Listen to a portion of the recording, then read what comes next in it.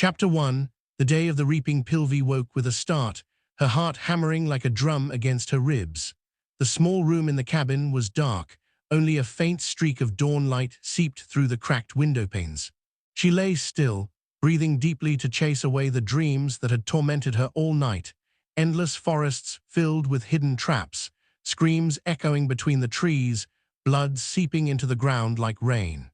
It was always the same nightmares before reaping day, the day when everything could change, the day when life could be ripped from her or someone she loved. She rose quietly from the bed of straw and worn blankets, careful not to wake her little sister Mira, who slept beside her. Mira was only 12, with soft blonde hair spreading across the pillow like a halo. Her face was peaceful in sleep, innocent and free from the burdens Pilvi carried. Pilvi gently brushed a lock of hair from her sister's forehead, her fingers trembling slightly. "Not you," she whispered, so softly that the words barely emerged. "Not today." Outside the cabin, District 12 was beginning to wake. Coughing miners, clattering boots on muddy streets, and the ever-present smell of coal smoke hanging in the air. District 12 was the poorest of the 12 districts, a place where people dug deep into the earth to extract coal for the luxurious machines of the capital, Nova. Life here was a constant struggle, with dusty faces and broken backs from work that never ended. Nova, the glittering capital, ruled with an iron fist. The reaping, the annual competition where 2 youths from each district were chosen to fight to the death in a massive arena, was their way of reminding the districts of its power. A reminder of the old rebellion crushed generations ago, when the districts had tried to rise against oppression. Now, the reaping was bloody entertainment for Nova's elite, while the districts suffered in silence. Pilvi dressed quickly in her worn grey jumpsuit, stitched roughly in places, and laced up her boots, reinforced with leather scraps and cords. She took her bow from the wall, a homemade creation of flexible wood from the forest and sinew from animals she had hunted. The bow was her most treasured possession, a weapon that had kept her family alive since her father died in a mining accident 5 years ago. The explosion had shaken the entire district, and Pilvi still remembered the screams, the smoke, and the way her mother's face had changed, from hopeful to hollow, as if life had drained from her along with her father. Her mother now worked double shifts in the mines, but the wages never sufficed. Pilvi had become the family provider, sneaking into the forests beyond the district's fence to hunt. It was forbidden, punishable by whipping, or worse, if the peacekeepers, Nova's soldiers in white uniforms, caught her. But hunger was a worse enemy than the law. She slipped out through the creaking door into the chilly morning air. Fog hung thick over the muddy streets, and Pilvi moved swiftly toward the district's edge. The houses were dilapidated, built of scrap metal and wood pieced together with whatever was available. Children ran barefoot among them, gathering debris to sell on the black market. Pilvi nodded to an old man on a step, hacking up black phlegm from his lungs, a victim of the coal dust that consumed all who worked underground. At the fence, a tall metal mesh encircling the district, she paused. It was electrified, but Pilvi knew a weak spot where the current often faltered due to Nova's sloppy maintenance. She listened, silent today, no buzzing. She crawled under a loose panel and disappeared into the forest. The forest was her sanctuary.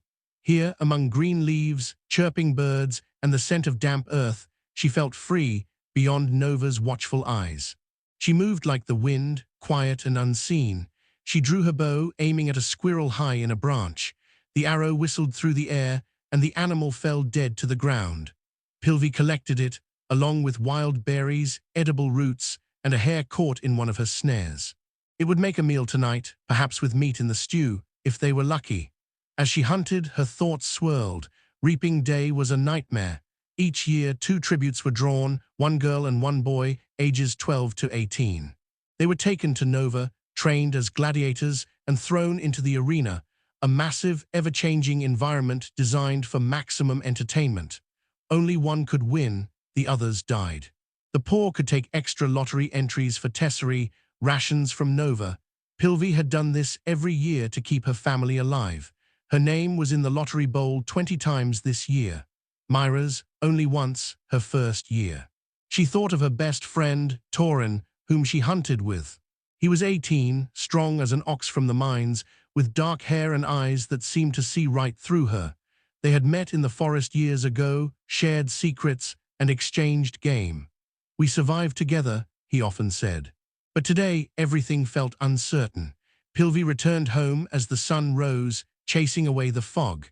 Her mother stood in the kitchen, stirring a pot of watery porridge made from old grains and well water. Her face was gaunt, wrinkles deep like furrows in the earth. Her eyes were tired but lit up when she saw Pilvi. "Good morning, daughter," she said weakly. "Out again?" "Yes, mother." "A little food for tonight." Pilvi placed her catch on the worn wooden table, the squirrel, the hare, the berries. Her mother nodded, but her gaze was full of worry. "Today, be careful at the square. Take care of Mira." Pilvi swallowed hard, feeling a lump in her throat. "I promise, we'll be fine." Mira soon woke, rubbing her eyes with tiny fists. She sat up, her nightgown hanging loosely on her thin frame. "Is it today, Pilvi?" she asked, her voice small like a child's. "Yes, little sister, but it will be fine. Eat now before it gets cold." They ate in silence, the air heavy with tension. The porridge tasted like ash in Pilvi's mouth.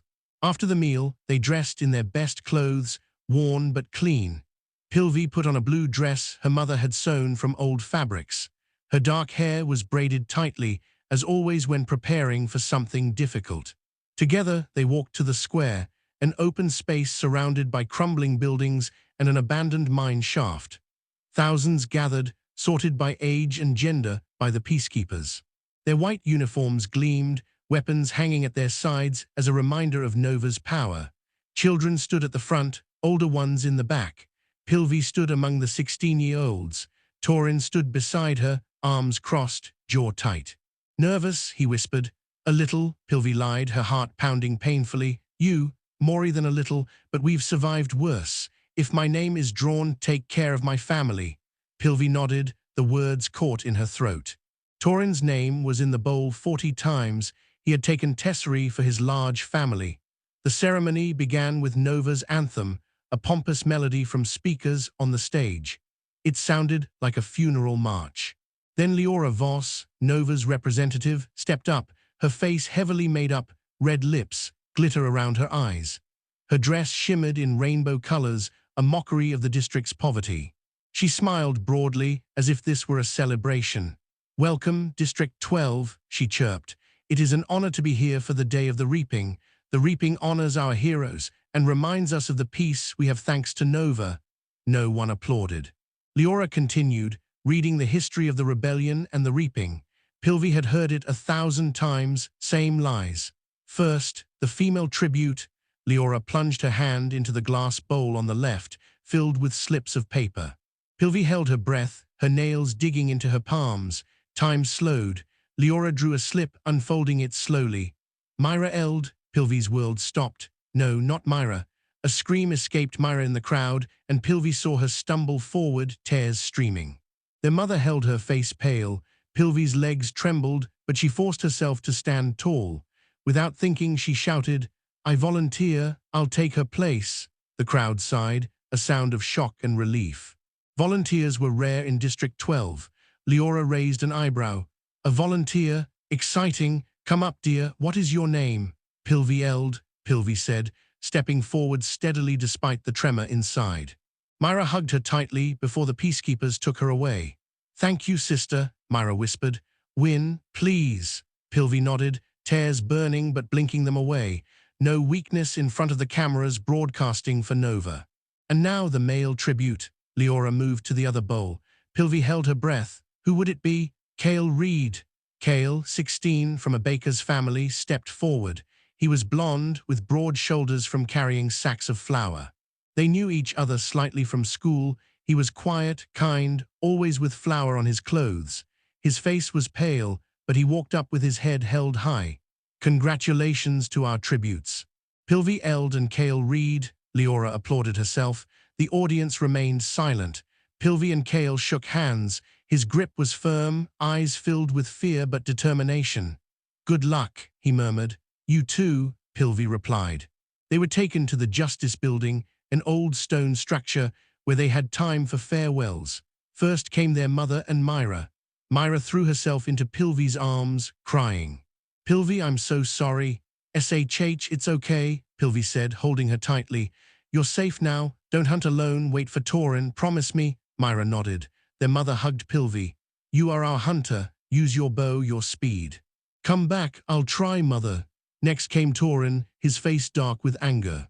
"Pilvi, why? You could have let it be. For Mira, you would have done the same." Pilvi smiled faintly. "Take care of them if I don't come back." "You'll come back. You're the best hunter I know." Goodbyes were brief, painful. The peacekeepers escorted Pilvi and Kale to the train, a silver-colored monster to Nova.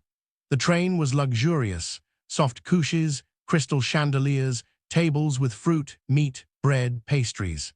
Pilvi ate her fill for the first time in years, but every bite tasted of guilt. What if Mira and her mother could have this? Their mentor awaited, Harlan Aber, a former winner, now an alcoholic. He laughed bitterly. "Another 2 lambs for slaughter, talents, hunting, bow, survive in the forest," Pilvi said. "Strong, camouflage, make me invisible," Kale said. Harlan nodded. "Good, the reaping is a show. You need sponsors from Nova." "Be charming." They discussed strategy late into the night. Harlan, find water first. Make alliances, but trust no one. Pilvi thought of the arena, forest, desert, mountains, careers from Districts 1 and 2 trained to kill. Kale sat silently, staring at the landscape. "Do you think we have a chance?" he asked. "We must," Pilvi said. The train approached Nova, lights shimmering like a fall starry sky. Pilvi clenched her fist. "I will survive. For Mira, for Mother, for District 12. Chapter 2, Glitter and Facade. The train glided into Nova like a silver serpent, its polished surface reflecting the city lights like a mirror. Pilvi pressed her face to the window, eyes wide with shock.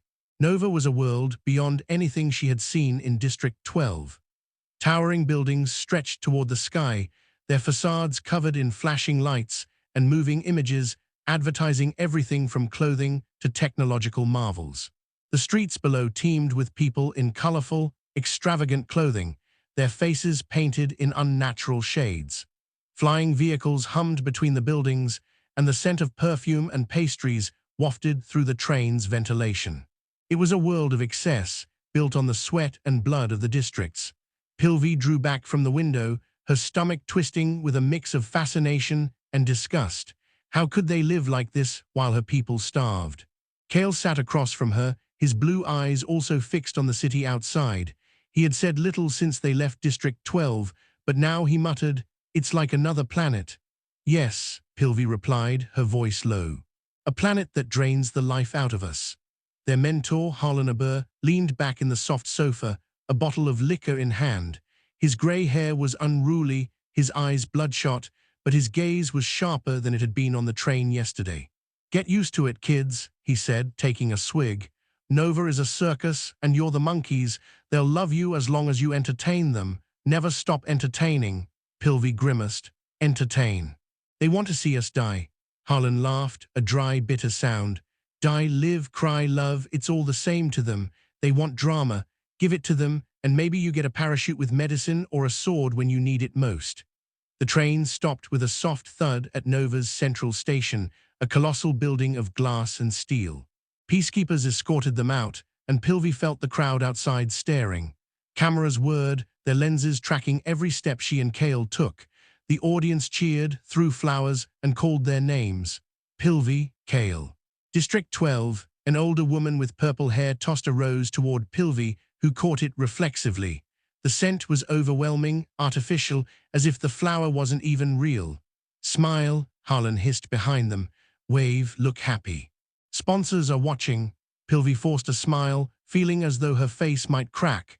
Kale waved stiffly, his expression pale but determined. They were guided to a vehicle hovering a meter above the ground, and soon they were on their way to the training center, a massive facility where the tributes would prepare for the reaping. Inside, everything was even more extravagant. Floors of polished marble, walls adorned with holograms showing previous reapings, tributes fighting, bleeding, dying. Pilvi looked away. She didn't want to see it, not yet. They were shown to their rooms, separate but adjacent. Pilvi's room was larger than her entire cabin in District 12. with a bed so soft she sank into it, a wardrobe filled with clothes she could never afford, and a bathroom wall that transformed into a mirror at the push of a button. She showered, letting warm water wash the cold dust from her skin, but the feeling of being watched didn't disappear. Cameras were everywhere, hidden in the walls. Afterward, she met Kale and Harlan in the dining hall. The table was laid with dishes she couldn't name, glazed meats, vegetables in colors she had never seen, bread so fluffy it melted in her mouth. She ate slowly, still unaccustomed to not rationing. Kale devoured his meal as if afraid it would vanish. Harlan watched them silently, for once quiet. "What now?" Pilvi asked finally, wiping her mouth with a napkin softer than any fabric she had ever owned. "Training," Harlan said. 3 days, you'll learn weapons, survival, whatever keeps you alive. But most importantly, you perform for the game makers. They judge you, give scores. High scores mean sponsors. Low scores mean you're practically dead before entering the arena." Kale frowned. "Game makers? The ones who design the arena," Harlan explained. "They control everything, weather, traps, mutated creatures. They are your gods now. Impress them." A cold shiver ran down Pilvi's spine. Mutated creatures? She had heard rumors, beasts created by Nova's scientists, designed to hunt tributes. She thought of her bow. Would it be enough? After breakfast, they were taken to the training center, a vast hall filled with stations. Archery, sword fighting, knot tying, fire starting, camouflage. The other tributes were already there, 22 youths from the other 11 districts. Pilvi scanned the room. The career tributes from Districts 1 and 2 stood out immediately, boys and girls with confident smiles, muscular bodies, and eyes gleaming with hunger for victory. A girl from District 1, hair braided like a crown and a dagger in her hand, shot a sharp glance at Pilvi. Her name was Safira, according to whispers, already a favorite among the game makers. Pilvi headed straight to the archery station. She picked up a bow, more advanced than her homemade one, and nocked an arrow. It flew straight into the center of the target, piercing through and hitting the wall behind. A few tributes turned to look, but Pilvi pretended not to notice. She didn't want to show too much strength, not yet. The careers could see her as a threat, and that was dangerous before the arena. Kale went to the camouflage station. He mixed mud and plants, smearing them on his arm so he blended into a tree trunk. Pilvi raised her eyebrows. He was good, better than she had expected. Maybe he could hide in the arena, survive longer than she thought. The day passed in a haze of training. Pilvi tried knife throwing, but her hands were made for the bow. She learned to make snares, start fires with flint, and identify poisonous berries. Every station was monitored by trainers, but also by the game makers, perched on an elevated platform taking notes. Their eyes felt like needles in her back. That evening, the tributes gathered for dinner in another lavish hall. The careers sat at their own table, laughing loudly and tossing food as if they had never known hunger. Pilvi and Kale sat alone in a corner. A small girl from District 11, maybe 13, with big dark eyes, watched them. Her name was Runner, Pilvi remembered from the introductions. She looked frightened, like Mira had on the square. "We should talk to her," Pilvi whispered. "She doesn't seem like a threat, maybe an ally." Kale shook his head. "Allies, in the arena, it always ends with betrayal." "Not always," Pilvi said, though she wasn't sure herself. Torin's words echoed in her head. "Trust only yourself." After dinner, they met their stylist, a woman named Cressa with green hair and tattoos that moved across her skin like living art. She was responsible for their appearance at the opening ceremony, where the tributes would be paraded through Nova. "You're from District 12, so we're doing a coal theme," she said enthusiastically. "But not boring coal dust. I'm thinking flaming coal, like you're the fire driving Nova." Pilvi exchanged a look with Kale. Fire? That sounded dangerous. But Cressa assured them the outfits were safe, made with synthetic flames that didn't burn. When they tried the costumes the next day, Pilvi had to admit they were impressive. Black suits that shimmered like coal, with capes glowing like embers in a fire. Her braid was adorned with sparkling stones, and Kale's hair styled to look as if it were on fire.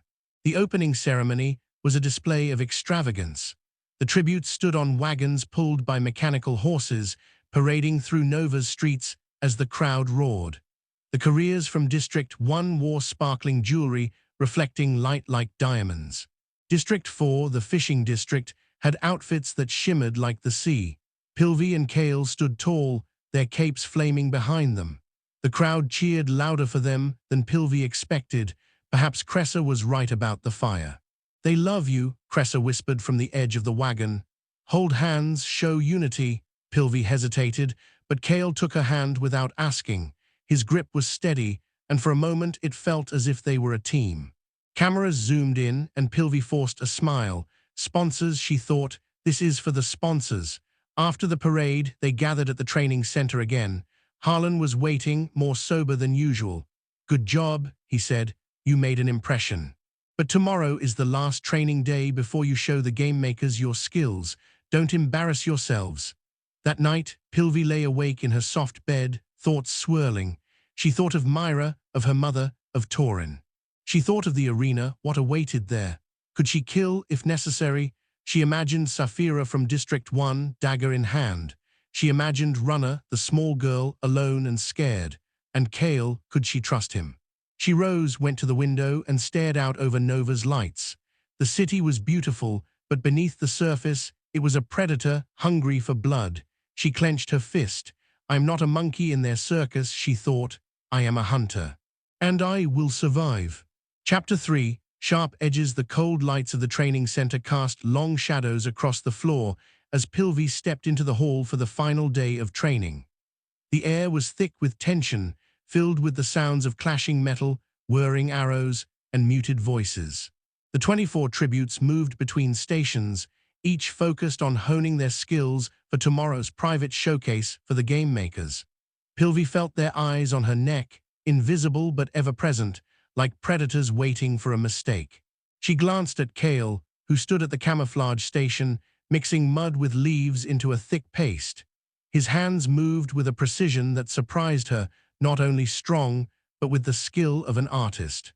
Perhaps his talent for hiding would keep him alive longer than she expected, but in the arena, hiding wouldn't be enough. Sooner or later, they would have to confront each other. Pilvi made her way to the archery station, where a row of modern bows hung on the wall.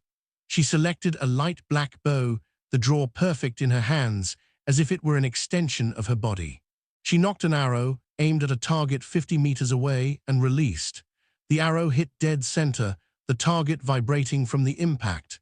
She repeated it, again and again, each shot a reminder of her capabilities. Yet she avoided showing too much. The couriers from Districts 1 and 2 were already casting wary glances in her direction.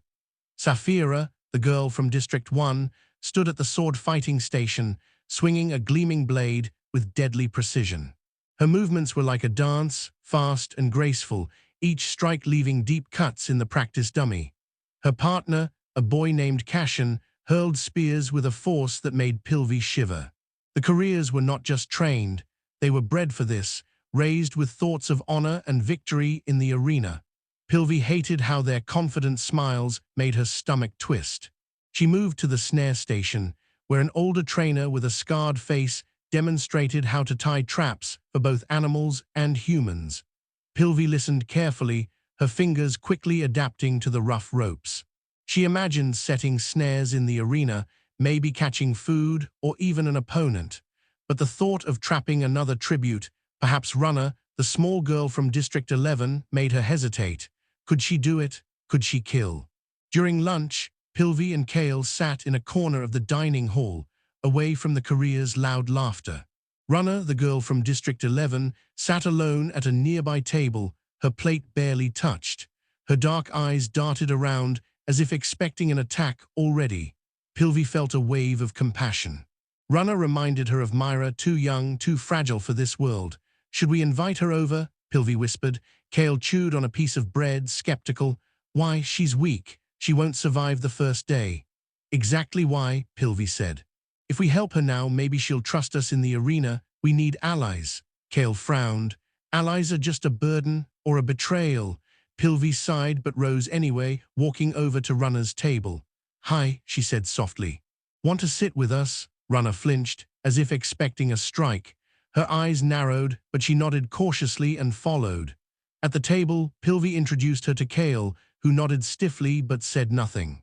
Runner spoke little, but her presence felt like a small victory for Pilvi. Perhaps they could protect each other, at least in the beginning. After lunch, training continued. Pilvi tried the climbing wall, a tall structure with grips and ropes simulating a cliff face. She climbed quickly, her agile body accustomed to moving through the forest. But when she reached the top, a sharp laugh echoed below. Sapphira stood there, arms crossed. "Not bad, District 12, she said, voice dripping with contempt, "but climbing like a squirrel won't help in the arena when I have a knife in my hand." Pilvi clenched her jaw and climbed down without responding. She refused to be provoked, not yet, but Sapphira's words burned. The careers already saw her as a threat, and that was both good and dangerous. Later, at the fire-starting station, Pilvi learned to rub sticks together to create a spark. It was harder than she thought, but eventually a small flame flickered to life. Kale came over, his arms coated with dried mud from the camouflage station. "You're good at that," he said, nodding at the fire. "You're not so bad yourself," Pilvi replied, pointing to his arms, which seemed to blend into the floor. "How did you learn that?" "My father," Kale said softly. "He painted decorations on bread. I learned to mix colors, hide things in patterns, not so different." Pilvi nodded, surprised he shared something personal. Perhaps he wasn't as closed off as he seemed, but before she could say more, a trainer called the day over. The tributes were told to return to their rooms to prepare for tomorrow's showcase. That evening, they met Harlan in their suite. He was soberer than usual, but his eyes were still bloodshot. "Tomorrow is your chance to show the game makers what you've got," he said, pointing at them with an empty bottle. "They give scores from 1 to 12. Careers often get 10 or 11, you from District 12. If you get 6, consider it a win." "What should we do?" Kale asked. "Show your best side," Harlan said. "Pilvi, go with archery. Shoot hard but not too hard. You don't want the careers targeting you immediately." "Kale, showcase camouflage but make it spectacular. Throw in something unexpected. The game makers love drama." Pilvi nodded, but her thoughts swirled. What did unexpected mean? How could she balance impressing them without drawing too much attention? She thought of Sapphira, of Runner's fear, of Kale's silent strength. Everything already felt like a game, even before the arena began. The next day was the showcase. Tributes were called one by one, in order by district. Pilvi and Kale, from District 12, were last. They waited in a cold corridor outside the demonstration room, where the sounds of weapons and shouts echoed through the walls. Pilvi could hear Sapphira laughing inside, followed by applause from the game makers. Her stomach twisted. "Nervous?" Kale asked quietly. "A little," Pilvi said. "You?" He smiled faintly, the first time she had seen him do that. "More than a little." When it was Pilvi's turn, she stepped into the room. It was a smaller version of the training hall, with targets, weapons, and a raised platform where the game makers sat. A dozen men and women in extravagant outfits observed her, their faces bored or amused. A man with blue hair and a plate of food in his lap nodded for her to begin. Pilvi moved to the archery station, took up a bow, and aimed at the farthest target. Her first arrow hit dead center. The second split the first in two. The game makers raised their eyebrows, their expressions unreadable. To do something unexpected, as Harlan had said, she ran to a climbing wall, leapt to the top with her bow in hand, and shot an arrow from above, straight into the center of the target. A faint murmur ran through the platform. She bowed briefly and left the room, heart pounding. Had it been enough? Had she shown too much? Kale went in after her. He emerged 10 minutes later, face neutral but sweaty. "What did you do?" Pilvi asked. "Camouflaged myself against a wall and threw a knife from invisibility," he said. "Hit the target." I think, that evening, the scores were displayed on a giant screen in the dining hall. The careers received high scores as expected. Sapphira 11, Cashin 10. Runner from District 11 scored 5. When District 12 appeared, Pilvi held her breath. "Pilvi Eld 9, the announcer called. The crowd in Nova cheered, their voices echoing across the screen. Pilvi blinked, shocked. 9. That was higher than anyone from District 12, had received in years. Kale Reed, 8. Kale exhaled in relief, but Pilvi noticed Sapphira casting a long glance at them from her table. Her smile was gone, replaced by something cold and calculating. "Congratulations," Harlan said later in their suite. "You did well, but now you're on the careers radar." "Be careful," Pilvi nodded, but her thoughts were already in the arena. 9 points made her a target. She thought of Runner, could she protect her? And Kale, was he a friend or a foe? She clenched her fist under the table. Tomorrow the interviews would begin, where they had to charm all of Nova. But in her heart, a fire grew. She would not just survive, she would fight. Chapter 4. The game of the audiences favor the night before the interviews. The air in the training center was electric, charged with a mixture of fear and anticipation. Pilvi sat in her suite, surrounded by luxury that still felt unreal: silk sheets, a crystal chandelier casting prisms of light across the walls, and a wardrobe filled with clothes that could have supported her family for years. But instead of enjoying it, she stared at her reflection in the polished bathroom mirror, practicing smiles, and the charm Harlan had insisted was vital. Her face felt like a mask, and every forced smile looked false. Cressa, their stylist, had spent the day preparing them for the interviews, a last chance to win the hearts of Nova before the arena. "You need to be memorable," she had said, adjusting Pilvi's dress, a black creation that shimmered like coal and transitioned into flaming orange at the hem. "You're not just tributes, you're stars. Give them a story, something to cheer for." Pilvi hated the thought, pretending to be someone else, smiling and waving while all of Nova watched her as entertainment, turned her stomach. But she knew sponsors could make a difference in the arena. A parachute with food, medicine, or a weapon could mean the difference between life and death. So she swallowed her pride and listened to Cressa's instructions. Kale, on the other hand, seemed to accept it with calm resignation. His outfit was a matching black suit with glowing accents, tailored to emphasize his broad shoulders and composed presence. "I'm not good at talking," he had admitted the night before while they practiced answers with Harlan. "What am I even supposed to say?" "Talk about your life," Harlan had replied, leaning over a cup of coffee instead of his usual drink. "Talk about your bakery family, carrying sacks of flour, painting patterns on bread. Make it personal. Nova loves an underdog." Now, on the morning of the interviews, Pilvi and Kale sat in a preparation room behind the main stage where the evening's broadcast would take place. The room buzzed with tributes, their stylists, and assistants. The careers from Districts 1 and 2 laughed confidently, their voices loud and dominating. Sapphira, in a glittering silver dress, cast a spiteful glance at Pilvi. "Ready to charm them, coal miner girl," she said with a mocking smile. Pilvi clenched her jaw and looked away. She thought of Mira, of how her little sister had cried on the day of the lottery. "I'm doing this for her," she reminded herself. "Not for Sapphira, not for Nova, but for my family." Runner, the small girl from District 11, sat in a corner with her knees pulled to her chest. Her dress was simple, green like the fields of her district, but her eyes were wide and fearful. Pilvi approached her, ignoring Kale's warning look. "How are you feeling?" she asked softly. Runner shrugged, her voice barely audible. "I don't know what to say, they'll laugh at me." "They'll love you," Pilvi said, even though she wasn't certain. "Talk about your home, what you love there, make it real." Runner nodded, but her hands trembled. Pilvi felt a surge of protective instinct. She couldn't promise to keep Runner safe in the arena, but she could at least give her a bit of courage now. As the broadcast time approached, the tributes were escorted to a side corridor behind the stage.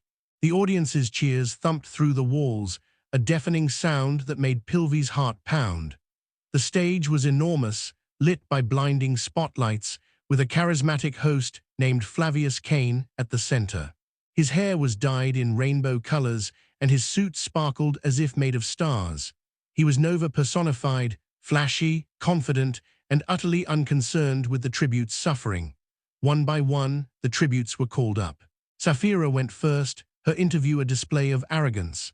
She tossed her hair, laughed at Flavius's jokes, and spoke of training with knives since she was 5. The audience roared with delight. Cashin from District 2 was next, his deep voice and confident smile receiving the same reaction. They were perfect for Nova, predators disguised as stars. When it was Runner's turn, Pilvi watched the girl stumble onto the stage, her legs shaking. Flavius tried to lighten the mood with jokes, but Runner's answers were short and nervous. She spoke of the fields in District 11, of picking fruit with her brother before he died in a harvest accident. The audience fell silent, and for a moment it seemed as if they truly listened. But when Runner left the stage, the applause was tepid. She was no favorite. Finally, it was Pilvi's turn. She took a deep breath, straightened her back, and stepped onto the stage. The spotlights blinded her, and the audience's faces merged into a blurry mass. Flavius smiled broadly and took her hand. Pilvi Eld from District 12. Our fiery volunteer, tell us, why did you take your sister's place? Pilvi swallowed hard, but her voice was steady. Because she is my family. I couldn't let her go into the arena. She's only 12. The audience sighed, and Flavius nodded with exaggerated sympathy. So brave, and we've heard you're a master with a bow. Is that true? I've hunted in the woods since I was little, Pilvi said, careful not to reveal that it was illegal. It's what's kept us alive. A hunter, exclaimed Flavius. And tell me, Pilvi, what is your plan in the arena? She hesitated. Harlan had said to be charming, but also mysterious. To survive, she said finally, with a small smile. And maybe show that District 12 isn't as weak as people think. The audience cheered, and Flavius laughed. What a fighter! Thank you, Pilvi. When she left the stage, she felt a mixture of relief and terror. Had she said the right things? Had she won sponsors? Cale was next. He walked up with steady steps, his smile shy, not confident like the careers. Flavius asked about his life in District 12, and Cale spoke about his bakery family, how he had learned to paint patterns on bread, and how he could hide in nature. I may not be the strongest, he said, but I'm good at not being seen. The audience laughed, but it was a warm laugh, not mocking. Flavius patted him on the shoulder. An invisible fighter. We'll keep our eyes on you, Cale, if we can find you, that is. When Cale returned to the side corridor, he met Pilvi's gaze. How did it go? He asked. I don't know, she said honestly, but you were good. They liked you, he shrugged, but a small smile tugged at his mouth. Hope it's enough. After the interviews, they gathered in the suite with Harlan and Cressa. Harlan nodded approvingly. You did well. Pilvi, your story about volunteering for your sister hit straight to the heart. Cale, your shy charm worked. You're underdogs, and Nova loves that. But now the real game begins. What do you mean? Pilvi asked. Tomorrow you enter the arena, Harlan said, his voice dark. Everything you've done, training, scores, interviews, it's just preparation. When you step in there, you're alone. Trust no one, not even each other. Pilvi glanced at Cale, who stared down at the floor. She thought of Runner, of the promise she had made to try to protect her. But could she do it? And Cale, was he a friend or a potential enemy? She thought of his calm manner, his skill at camouflage. Perhaps they could work together, at least at first. That night, Pilvi lay awake, staring at the ceiling. She imagined the arena, a forest, a desert, a sea. She pictured Saphira's knife, Cashin's spear, Runner's fear. And she pictured home, Mira and their mother at the worn table in the cabin, waiting to see her again. I have to survive, she thought. Not for Nova, not for sponsors, but for them. In the morning, they were escorted to a hangar where hovercrafts awaited to take them to the arena. Pilvi and Cale sat in silence, their hands fluttering with nervous butterflies. Cressa gave them each a hug, eyes glossy. You are the fire of District 12, she whispered. Don't forget that. Harlan gave them one last piece of advice. Find water, stay hidden, and when the time comes, fight like your life depends on it, for it does. As the hovercraft lifted, Pilvi felt the ground slip away beneath her. She cast one last glance at Nova's glittering skyline, then turned her gaze forward. The arena awaited, and with it, her fate. Chapter 5.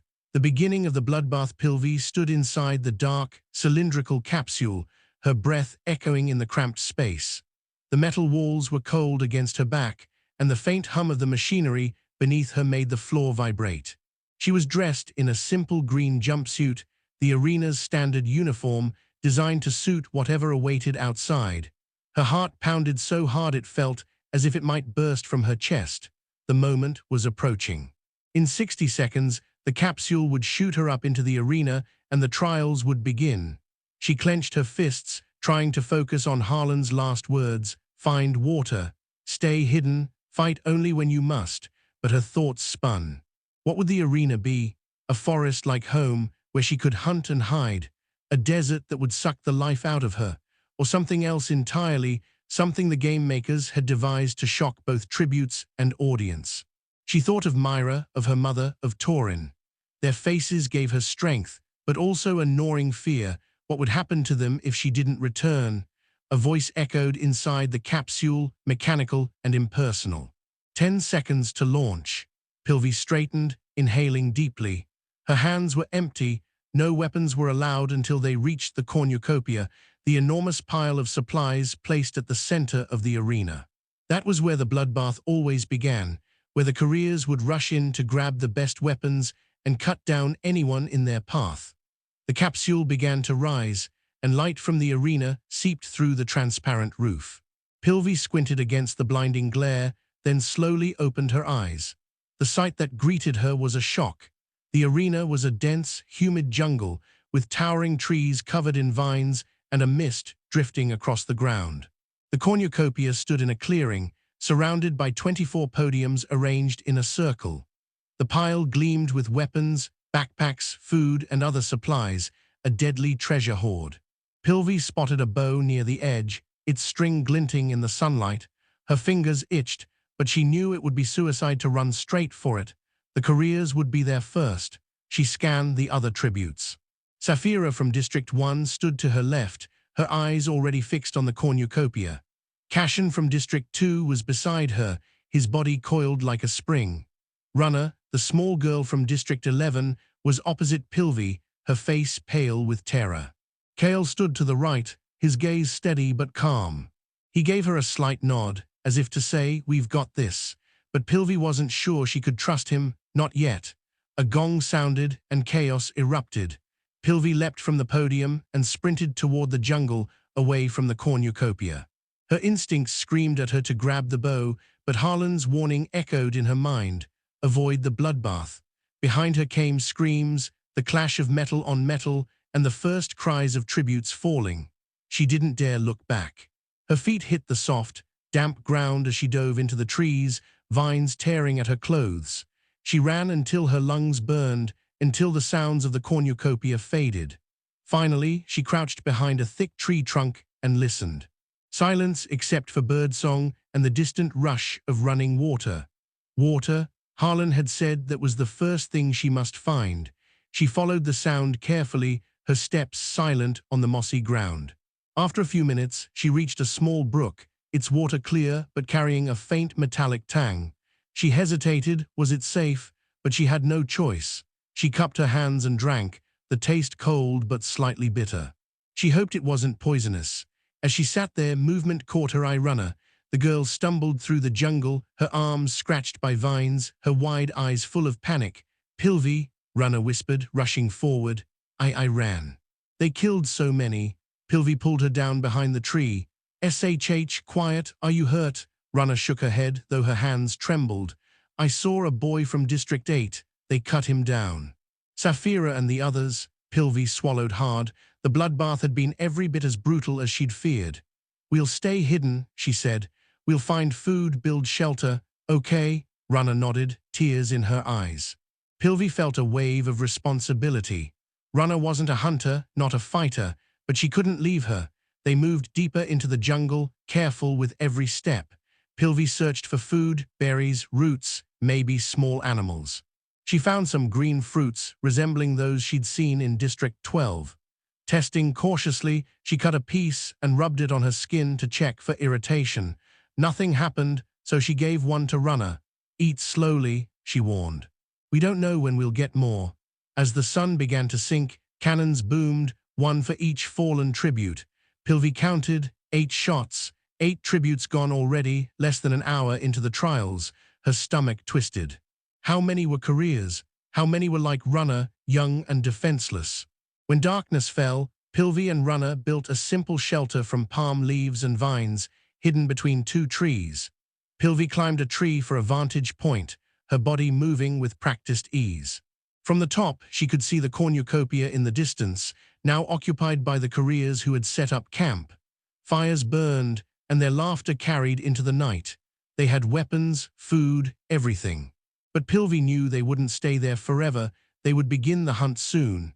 As she climbed down, she heard a faint sound, footsteps. She pulled Runner into the shelter and held her breath.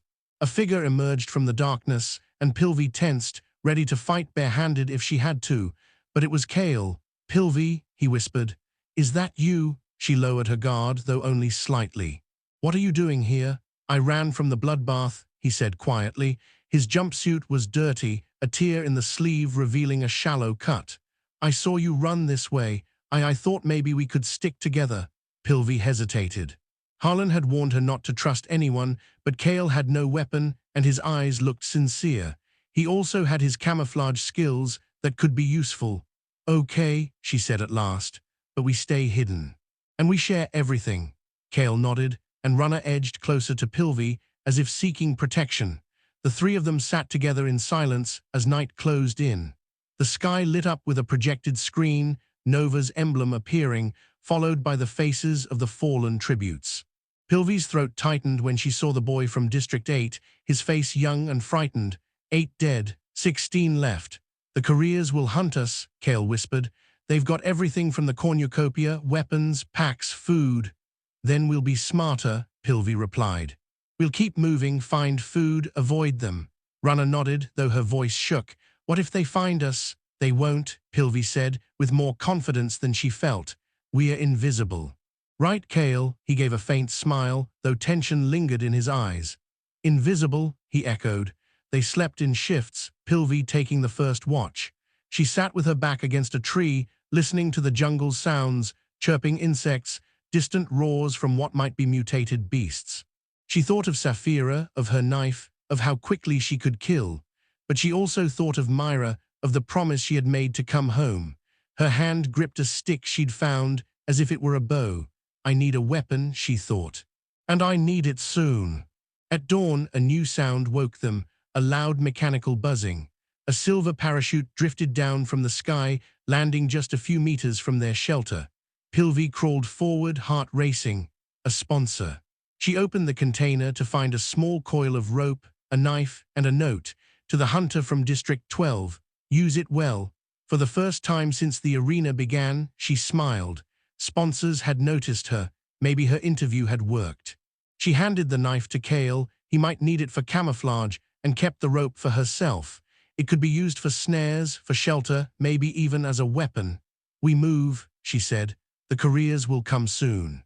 We need a better place." They packed up and pushed deeper into the jungle, following the sound of water.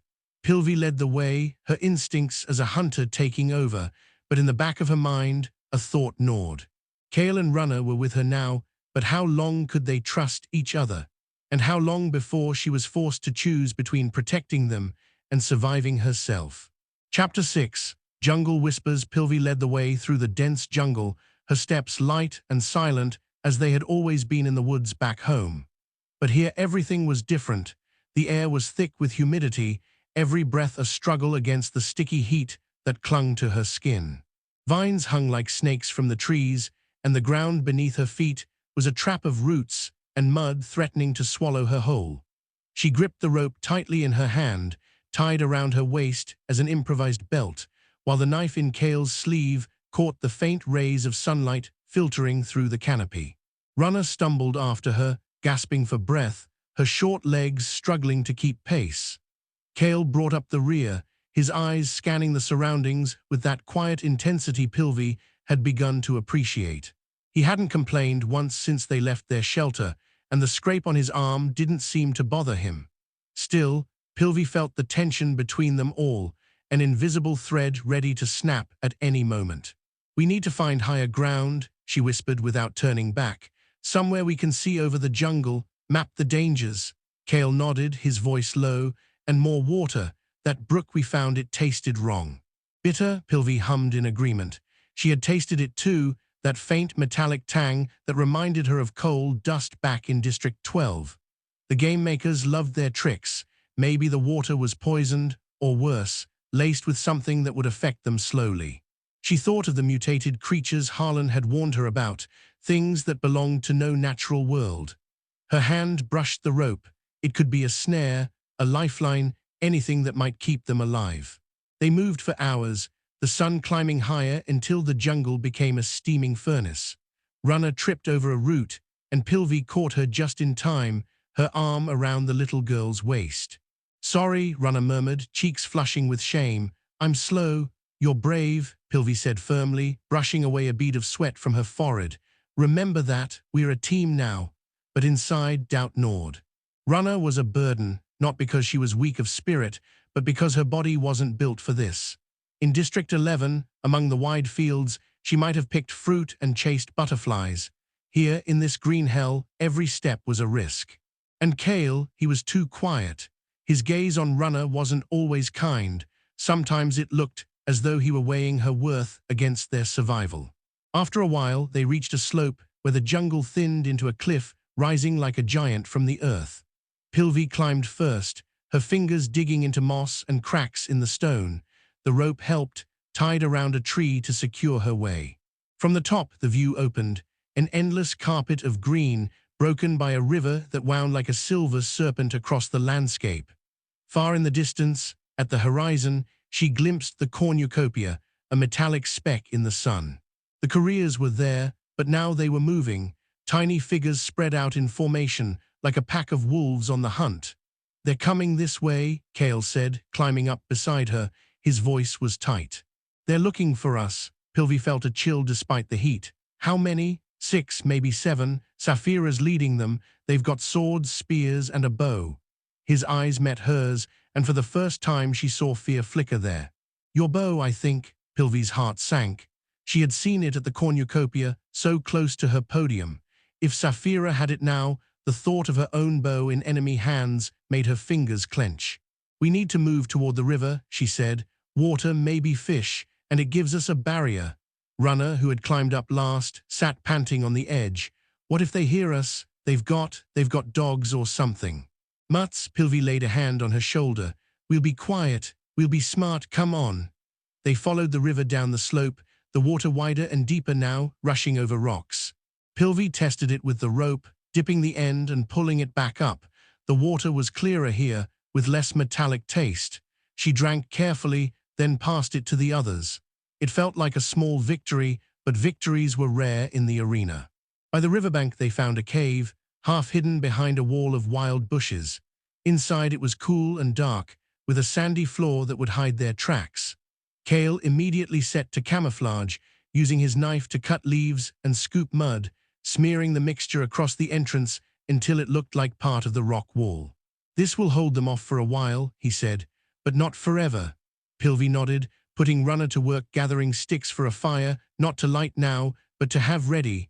She herself set up a simple snare with the rope at the entrance, hidden under leaves. If anyone came too close, it would tighten and warn them. "We rest here for a while," she said. "Kale, you take first watch. Runner, sleep." "You need it," Runner protested faintly, but her eyes closed the moment she curled up in a corner. Pilvi sat beside Kale at the entrance, listening to the river's roar. The silence between them was heavy, full of unspoken questions. "Why did you follow me?" she asked at last, her voice low. "You could have run alone, survived longer." Kale stared out at the river, his fingers playing with the knife hilt. "Because I've seen you in District 12. You hunt with Tauren, don't you? You always share the catch, you're loyal, and in the arena, loneliness kills as quickly as a knife." Pilvi raised her eyebrows. "You know Tauren? Everyone does. You two are legends among the children, the hunters who keep us alive." He gave a faint smile, though it didn't reach his eyes. "And Runner, she reminds me of my little sister. She died 2 years ago in a mine accident." "Like your father." Pilvi's chest tightened. She hadn't spoken of her father since Reaping Day, but Kale's words hit hard. "It hurts, doesn't it, losing them?" "Yes," he said simply, "but it makes you stronger too. We protect who we can. Otherwise, what's the point?" For the first time, Pilvi felt real warmth toward him. Maybe he wasn't an enemy. Maybe they could truly be a team. But before she could reply, a sound broke the night, a shrill, piercing scream from the jungle, followed by a cannon blast. Another tribute gone somewhere far away. Pilvi counted, 9 dead now, 15 left. The careers, Kale whispered. They're hunting, Pilvi stood, stretching. Then we hunt too, food, we need strength. She slipped along the river, rope in hand. No, Kale had the knife, but the rope could be a weapon. She found tracks in the mud, small pawprints, not human. An animal, maybe a mutated rabbit or worse. She followed the trail, heart pounding. The jungle whispered around her, leaves rustling, insects buzzing, and somewhere a deep, guttural growl. She froze behind a bush and peered out. There by the water, a creature was drinking, a cross between a hare and a lizard, with glittering scales and unnaturally yellow eyes. A mutt, certainly, but the flesh looked edible. Pilvi tied the rope into a loop, drew it back like a lasso. Her arm swung, the rope flew out and tightened around the animal's neck. It jerked, squealing, but she pulled hard and silenced it quickly. Carrying the meat, she hurried back to the cave, breathless but exhilarated. "Dinner," she said, holding up the catch. Kale whistled in admiration as Runner woke and stared wide-eyed. "How? Hunting," Pilvi said, sitting down. They skinned the creature with the knife and roasted the meat over a small fire Kale lit with flint he'd kept from the cornucopia. The meat was tough, with a sour tang from its scales, but it filled their stomachs. For the first time in days, it felt like they had control. But the relief was short-lived. As the sun sank, more screams echoed, not one, but several. Cannon blasts followed, 3 in a row. Pilvi counted, 12 dead, 12 left. The careers were cutting down the weak, and soon they would reach them. Night fell, and with it came rain, a downpour that lashed the jungle and turned the river into a raging torrent. Water seeped into the cave, and they huddled together, wet and shivering. Runner cried softly in her sleep, and Pilvi held her close, whispering soothing words. Kale kept watch, his silhouette dark against the rain. But in the middle of the night, a new sound came, a roar not from the storm, but from something alive. A huge, shadowy beast crashed through the bushes, eyes glowing in the dark. A mutated puma, larger than any cat Pilvi had ever seen, with saber-like fangs and knife-like claws. It stopped at the entrance, nostrils flaring at the scent of their fire. Pilvi froze. The rope in her hand felt pathetic. Kale drew the knife, but his hand shook. Runner woke with a scream and the beast turned its head. "Run," Pilvi shouted, but it was too late. The puma lunged and chaos exploded. Kale slashed its side with the knife, a shallow wound that only enraged it further. Pilvi hurled the rope around one of its legs, trying to trip it, but it tore free as if it was spider silk. Runner screamed again, and Pilvi threw herself over her, rolling away as claws shredded the ground. Then came a new sound, a faint buzzing from above. A parachute, it landed in the middle of the fight, and Pilvi snatched it up. Inside, a bow, small but perfect, with a single arrow ready. To the flame from District 12, the note read. Pilvi strung the bow, aiming through the rain. Her hands were steady, her memories of the forest guiding her. The arrow flew, striking the puma straight in the eye. It roared, staggered back, and toppled into the river with a splash. Silence. The rain fell on, but the beast was gone. No cannon, just an animal, not a tribute. Pilvi collapsed to her knees, the bow trembling in her hands. Kale stared at her, eyes wide. You saved us." Runner clung to her, sobbing. "Thank you, Pilvi, thank you." But as they caught their breath, Pilvi felt a new weight. The sponsor, whoever it was, had seen them, and the careers would have heard the screams, followed the signs. The jungle was whispering their location now, and the night was only the beginning of a longer hunt. They huddled together again, the bow at Pilvi's side like an old friend. 12 left, but now it felt as if the odds had shifted their way. Or was it only an illusion? Pilvi stared into the darkness, listening to the rain. Survival wasn't just about strength, it was about hearing the whispers before they became roars. Chapter 7. Shadows in the rain lashed the jungle, turning the cave into a damp fortress where Pilvi, Kale, and Runner huddled in the glow of their small, flickering fire. Pilvi's bow lay across her lap, the string still taut from the battle with the mutated puma. Her fingers brushed over it, a comfort amid chaos, yet her heart was far from calm. The sponsor's gift, the bow and the single arrow, had saved them, but it had also revealed their position. The careers would come, and the rain wouldn't hide their tracks forever. Kale sat at the entrance, knife in hand, his face tense as he stared into the darkness. Runner had fallen asleep again, her small body curled against the cave wall, but her breaths were uneven, as if nightmares were chasing her even in sleep. Pilvi couldn't blame her.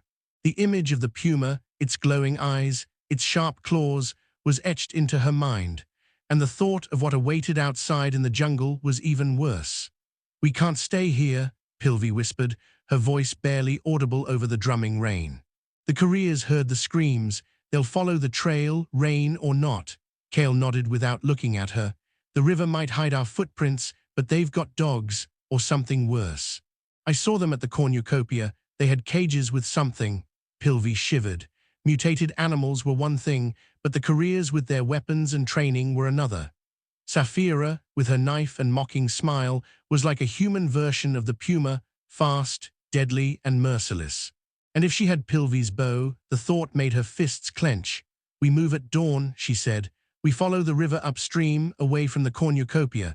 Maybe we'll find a place to hide, or something we can use against them." "And Runner?" Kale asked, his voice low but sharp. "She slows us down. If we're going to survive, maybe we have to leave her," Pilvi interrupted, her gaze sharp. "She's just a child, Kale, like your sister was, like mine still is." Kale looked down, his jaw tight. "I don't mean to be cruel, but in the arena, kindness can kill us. And abandoning her doesn't make us better than the couriers," Pilvi snapped. "We stick together, at least until we have no choice." He nodded reluctantly, but the silence between them was heavy. Pilvi wondered if he was thinking about his own survival, if he was already planning to turn on her when necessary. She pushed the thought aside. She needed him now, his camouflage, his strength, his knife. But she kept the bow a little closer. By dawn, the rain had eased to a light drizzle, and the jungle woke with a cacophony of sounds, screaming birds, buzzing insects, and something distant that might be a roar. Pilvi woke Runner, who blinked sleepily but rose without complaint. They packed their few belongings, the rope, the knife, the bow with its single arrow, and some fruit Pilvi had picked the night before. Kale covered the cave entrance with more mud and leaves, erasing traces of their fire as best he could. They followed the river upstream, wading through shallow water to hide their footprints. Pilvi went first, eyes scanning for danger, human and mutated alike. Runner stayed close, her small hands gripping Pilvi's jumpsuit from time to time for balance. Kale brought up the rear, knife ready, his gaze darting between the trees. After an hour, they found a spot where the river widened into a small lake, surrounded by tall cliffs and dense vegetation. It was a good place to hide. The cliffs offered protection, and the lake could provide water and maybe fish. Pilvi immediately started setting up a new snare with the rope, while Kale worked on camouflaging their camp. He mixed mud and foliage, smearing it over the cliffs to create a false wall that hid their presence. Encouraged by Pilvi, Runner gathered small sticks and reeds to reinforce the cover. "You're learning fast," Pilvi said to Runner, who blushed but smiled faintly. "My brother taught me how to weave baskets," Runner said. "It's kind of the same thing, right?"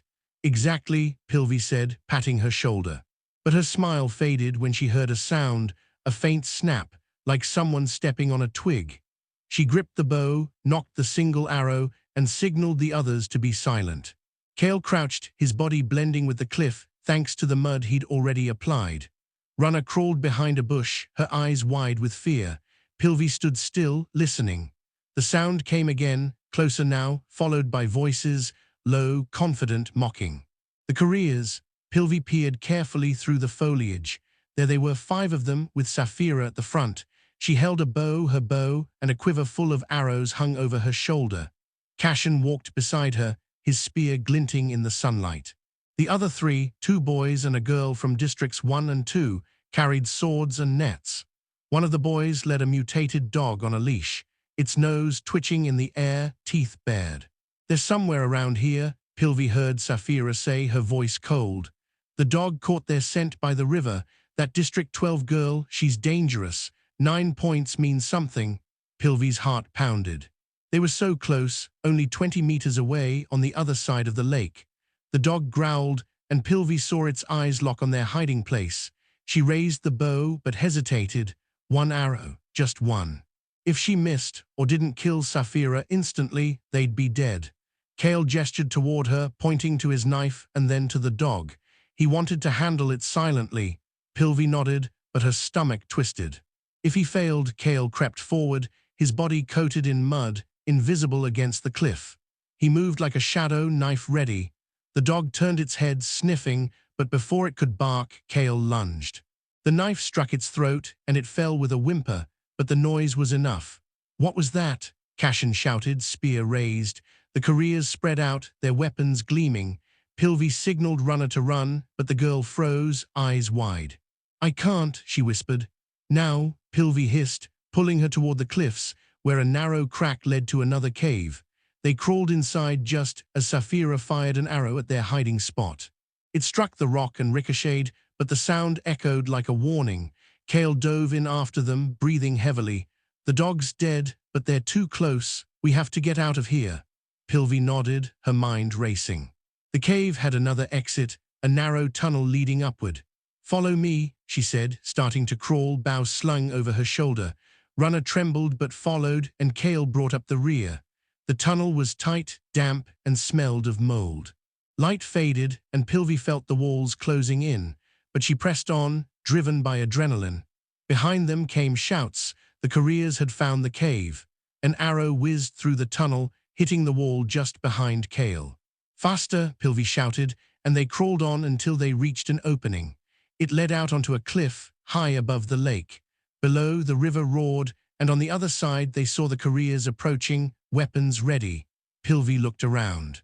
No way down, no way forward, only the cliff and the river below. "We jump," she said, her voice steady despite the panic. "Are you insane?" Kale hissed. We'll die if we stay," Pilvi said. She grabbed Runner's hand, cast a glance at Kale. "Trust me." Runner nodded, eyes filled with fear but also trust. Kale cursed softly but nodded too. They ran to the edge, and as another arrow whizzed past, they leapt into the air. The fall felt endless. Pilvi held Runner tight, the bow pressed to her chest. They hit the river with a splash, the cold shocking their bodies. The current pulled at them, but Pilvi kicked toward the surface, dragging Runner with her. Kale surfaced beside them, coughing but alive. They swam to the shore, hiding among reeds and bushes. Behind them, the couriers' shouts echoed, but the river had washed away their trail. For now, Pilvi breathed heavily, bow still in her grip. "We're alive," she whispered, more to herself than to the others. "For now," Kale said, voice dark, "but they won't give up." Runner clung to Pilvi, trembling. "You saved us again," she whispered. Pilvi smiled faintly, but her thoughts were already ahead. The couriers were close, and her single arrow was useless without more. Sponsors, traps, cunning, she would need it all to keep them alive. And the jungle, with its whispers and roars, had only begun to reveal its secrets. Chapter 8. The fire trapped the cold morning, bit Pilvi's cheeks, as she, Kale, and Runner crouched among the reeds at the riverbank. The first rays of sunlight barely penetrated the dense jungle canopy, but the light was enough to reveal their vulnerability. The river had saved them from the couriers, but Pilvi knew their escape was only a temporary victory. Saphira and her group were still out there, and with the dog dead, they would be even more determined to find them. Pilvi's grip on the bow tightened. Her single arrow was a treasure, but also a reminder of how fragile their situation was. "We can't stay here," she whispered, eyes flicking over the shadows of the reeds. "They'll find us if we don't move." Kale nodded, his face streaked with mud from his camouflage. "Upstream or downstream, we need a plan, Pilvi."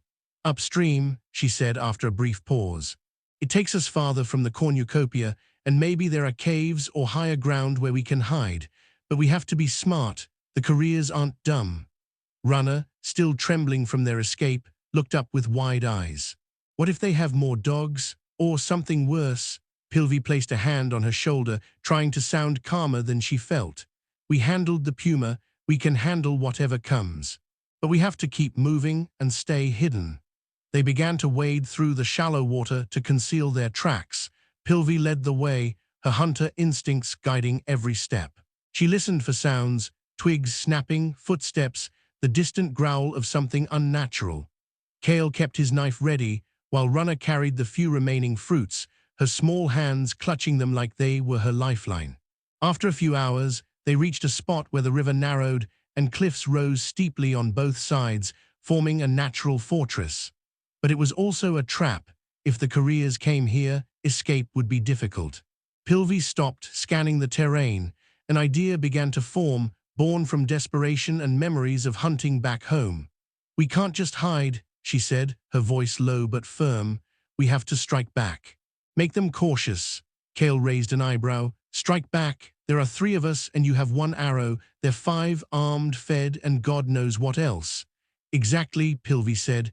"They're overconfident. We can use that against them." "A trap?" Runner looked up, voice trembling but curious. "What do you mean?" Pilvi knelt and drew in the mud with a stick. "We make it hard for them. Here by the cliffs, we can set up snares with rope. Kale, you camouflage them so they're invisible. We lure them here, maybe with something that looks like a camp, and when they come, we snare them, not to kill, but to slow them down." "By time," Kale looked skeptical but nodded. "And how do we lure them?" "Fire," Pilvi said.